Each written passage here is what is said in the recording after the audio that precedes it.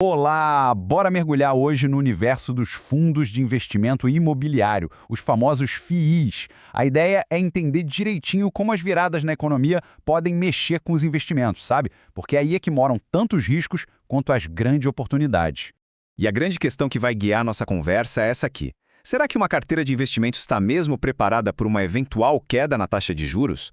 Porque, olha, se antecipar esse movimento, isso pode ser o que separa um bom resultado de um resultado espetacular.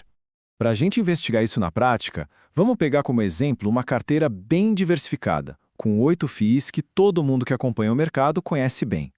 Tem de tudo um pouco aqui, desde logística com o BTLG11, passando por shoppings com o XPML11 e até fundos de recebíveis como o VGIR11.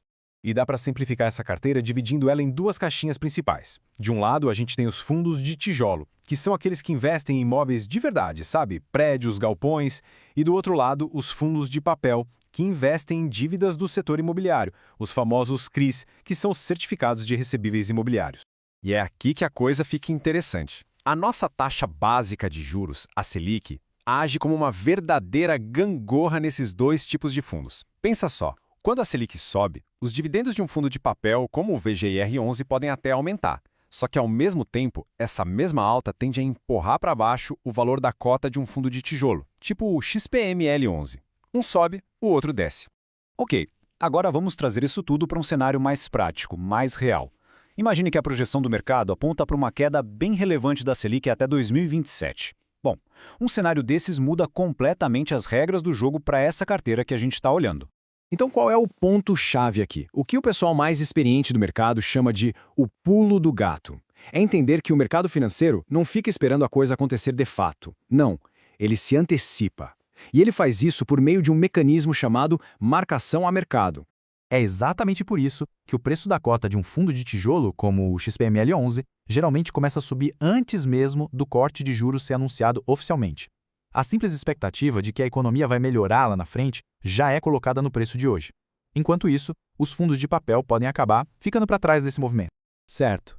Mas então, como é que se acha as boas oportunidades antes que o mercado inteiro já tenha colocado tudo no preço?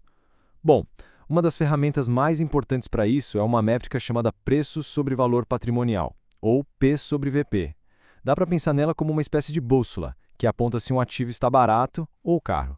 Analisar o PVP ajuda a gente a montar uma estratégia mais tática. A grande sacada, muitas vezes, é encontrar aqueles fundos de tijolo de excelente qualidade que estão sendo negociados com desconto, ou seja, com um PVP abaixo de 1.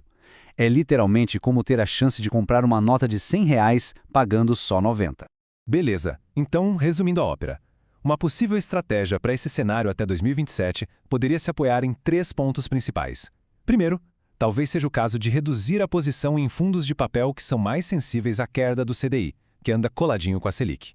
Segundo, focar as fichas nos fundos de tijolo de qualidade. E terceiro, claro, usar o PVP como um radar para achar os melhores momentos de compra.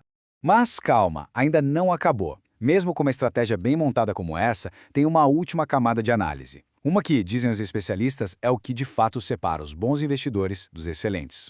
Porque a história não é só sobre o dinheiro que entra na conta, e sim sobre o que esse dinheiro consegue comprar de verdade.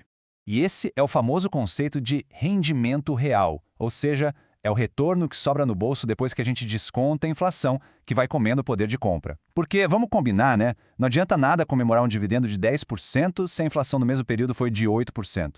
O ganho de verdade, o que aumentou o poder de compra, foi de só 2%. E é exatamente nesse ponto que os fundos de tijolo mostram sua força no longo prazo. Sabe por quê?